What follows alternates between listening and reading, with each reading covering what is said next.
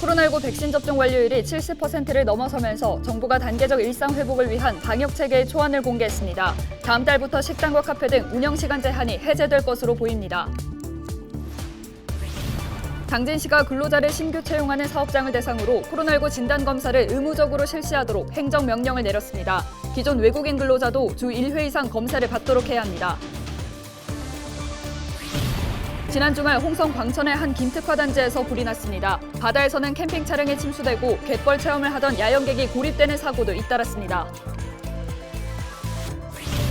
올해 고추 농사가 풍년을 맞았지만 생산량의 30%가 재고로 쌓이고 있습니다. 가격 하락으로 농민들이 어려움에 처하자 태안 등 고추 주산단지 지역들이 정부의 대책 마련을 요구하고 나섰습니다.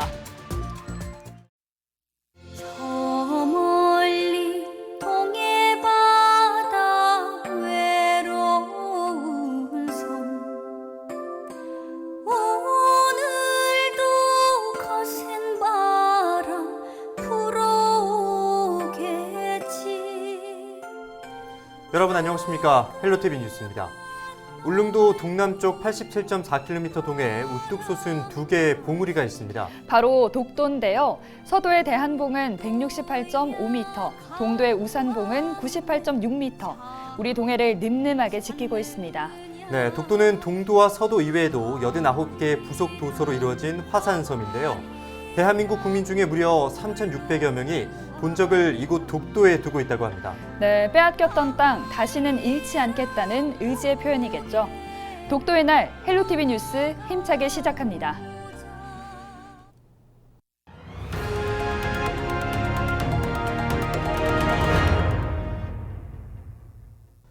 백신 접종 완료율이 정부 방역 체계 전환을 위한 목표치인 70%를 넘어섰습니다. 코로나로 빼앗겼던 일상을 서서히 되찾을 수 있을 전망인데요. 방역당국은 25일 오후 단계적 일상 회복을 위한 정부 방역 체계 초안을 공개했습니다. 취재기자 연결해 자세한 내용 알아보겠습니다. 심다혜 기자, 다음 달부터 식당과 카페를 온종일 이용할 수 있게 되죠? 그렇습니다. 방역당국은 6주에 걸쳐서 이 방역 조치를 완화할 방침입니다. 예방접종률과 병상 가동률 등을 토대로 3단계에 걸쳐 진행하는데요. 다음 달 1일 1차 개편을 시작으로 2차 개편은 12월 중순, 3차 개편은 내년 1월 말에 이뤄질 것으로 보입니다. 우선 1차 개편이 적용되는 다음 달 1일부터는 식당과 카페 등의 운영시간 제한이 모두 사라집니다. 노래방과 학원, 영화관 등도 시간 제한 없이 온종일 이용할 수 있습니다. 다만 유흥시설과 콜라텍 등 고위험시설의 운영시간은 자정까지로 제한됩니다. 사적 모임은 접종 완료자와 미접종자의 구분 없이 모든 지역에서 최대 10명까지 허용되고 집회와 행사는 접종 여부를 따지지 않고 100명 미만으로 가능합니다. 네, 여기에 백신 패스 적용 여부에도 관심이 몰렸는데요. 다음 달부터는 목욕탕이나 헬스장 이용할 때마다 접종 증명서나 음성 확인서를 제출해야 한다고요? 그렇습니다. 일부 다중이용시설에 백신 접종을 완료했거나 또는 PCR 검사에서 음성으로 확인된 사람들만 드나들 수 있는 이른바 백신 패스가 적용됩니다. 이 적용 대상은 유흥시설과 노래방, 실내 체육시설 등 고위험시설 5종과 요양병원 등 감염 취약시설인데요. 실내 체육시설에는 헬스장뿐 아니라 당구장이나 스크린 골프장, 탁구장, 볼링장 등이 모두 포함됩니다. 다만 백신 패스가 도입되기 때문에 이 시설에 적용되는 방역 조치는 최소화되는데요. 예를 들어 헬스장의 러닝머신 속도 제한이나 샤워실 이용 제한과 같은 규제가 사라지는 겁니다. 18세 미만 아동 청소년과 알레르기 등 의학적인 사유로 접종을 하지 못한 성인은 이 백신 패스 적용 대상에서 빠지고요. 이 백신 패스는 한시적인 조치이기 때문에 12월 중순 2단계 개편부터는 단계적으로 폐지될 것으로 보입니다. 12월부터는 마스크도 벗을 수 있다고요?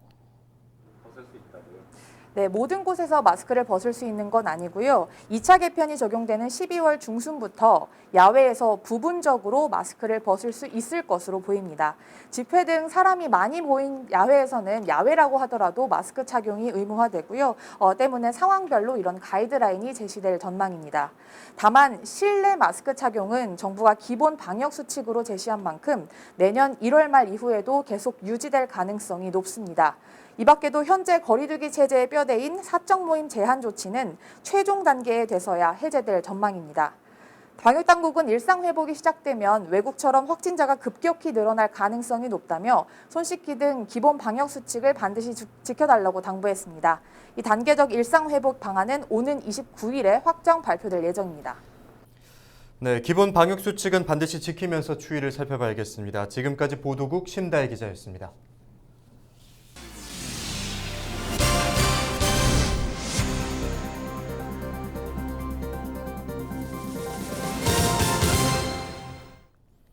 당진시 사업장에 새로 취업하는 근로자와 기존 외국인 근로자는 코로나19 진단검사를 의무적으로 받아야 합니다. 적용 대상은 지역 내 거주하는 근로자를 신규 채용하거나 고용 중인 사업장의 근로자입니다. 대상 사업장은 신규 채용일로부터 7일 내 실시한 코로나19 진단검사에서 음성 판정을 받은 근로자를 채용해야 합니다. 또한 외국인 근로자는 일주일에 한 번 이상 진단검사를 받아야 합니다. 이번 행정명령은 25일부터 2주간 발동되며 예방접종 완료자는 진단검사 대상에서 제외됩니다. 네, 지난 주말 충남 도내에서는 주택과 공장에서 화재가 잇따라 발생했습니다. 바다에서는 차량이 침수되고 갯벌에 사람이 고립되거나 실종됐는데요. 주말 사건 사고 소식을 정우석 기자가 정리했습니다. 사방에 재가 흩날리고 도로 곳곳에 검게 탄 구조물들이 널려 있습니다. 24일 11시 35분쯤 홍성 광천의 김특화 단지에 불이 났습니다. 이 화재로 2,420제곱미터 규모의 건물과 기계가 불에 타 약 20억 원의 재산 피해가 발생했는데 다행히 인명 피해는 없었습니다. 소방당국은 공장 주변의 화물 운반용 합판에서 불이 시작된 것으로 보고 정확한 화재 원인을 조사하고 있습니다. 23일 11시쯤 천안시 서북구 성안읍의 한 단독주택에서 화재가 발생했습니다. 이번 화재로 1,500만 원의 재산 피해가 발생했습니다. 소방당국은 연탄재 처리를 제대로 하지 않아 화재가 발생한 것으로 보고 있습니다. 지난 주말 서해에서는 차 침수 사고와 갯벌에 사람이 고립되거나 실종되는 등 사건 사고가 잇따랐습니다. 보령 해경은 23일 오후 2시쯤 보령 오천항에서 차량 3대가 침수하고 있다는 신고를 받아 출동했습니다. 차량 2대는 차량 전체가 물에 빠지기 전에 인양됐으나 가장 앞에 있던 캠핑카는 완전히 침수됐습니다. 소방당국은 저지대의 주차에 침수가 발생한 것으로 보고 있습니다. 같은 시간 태안 안면읍에서는 갯벌에 고립된 50대 남녀 2명이 구조됐습니다. 소방당국은 갯벌에서 작업을 하다 물이 빠르게 차올라 고립된 것으로 보고 있습니다. 서산에서는 실종 신고가 잇따랐습니다. 23일과 24일 새벽 2시쯤 서산 지곡면 인근 해안과 구도항에서 야간 갯벌 체험을 하던 50대 남성과 60대 남성이 밀물에 실종됐습니다. 태안해경은 드론 등을 이용해 육군과 소방서 등 여러 기관과 협력해 실종자를 수색하고 있습니다. 헬로티비 뉴스 정호석입니다.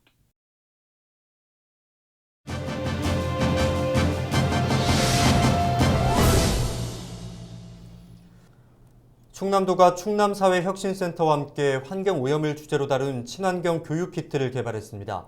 지역 어린이들을 대상으로 한 환경교육 사업에 속도가 붙을 것으로 전망되는데요. 충남도 공동체 정책과 김윤성 주무관 전화 연결해서 자세한 내용 들어보겠습니다. 안녕하십니까? 네, 안녕하세요. 충청남도 공동체 정책과 주무관 김윤성입니다. 네, 먼저 이번에 개발한 친환경 교육 키트가 어떤 건지 소개해 주시겠어요? 네, 친환경 교육 키트 사업은 어디에서나 제작할 수 있는 만들기 키트를 통해 충남도와 충남사회혁신센터에서 추구하는 도민들의 친환경 인식 제고와 나아가 탄소 중립이라는 국정 과제에 부합하는 사업의 일환으로 추진하게 되었는데요.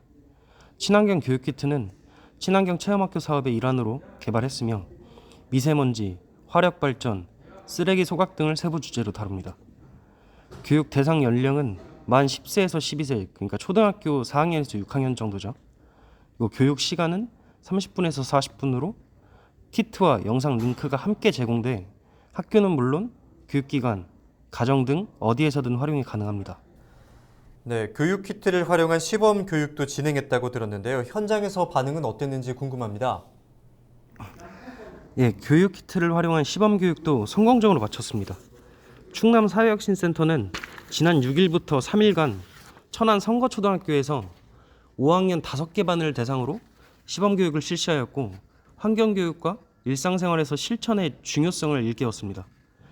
당시 교육을 진행한 선생님께서는 교육 키트 내용들이 우리가 실제로 거주하고 있는 충남의 모습을 담고 있어 학생들이 많은 흥미를 느끼고 수업에 참여했다며 교육 내용이 알차, 학생들에게 정말 유익한 배움이 이루어졌다고 소감을 밝히셨고요. 네, 가정에서도 활용할 수 있다고 하니까 관심 갖는 분들도 많으실 것 같은데요. 어떻게 받아볼 수 있는 건가요? 네, 도와 충남사회혁신센터는 교육 내용과 키트 등 교보제 모두 학교 안팎과 대면 비대면 교육에 유연하게 대응 가능하도록 무료로 배포 중입니다. 교육 키트는 1000개를 선착순 배부하며 도내 초등학교 및 교육기관, 학부모 누구나 충남사회혁신센터 누리집에서 신청하실 수 있습니다. 네, 오늘 말씀 여기까지 듣겠습니다. 고맙습니다. 친환경 교육 키트와 관련해서 김윤성 주무관과 이야기 나눴습니다.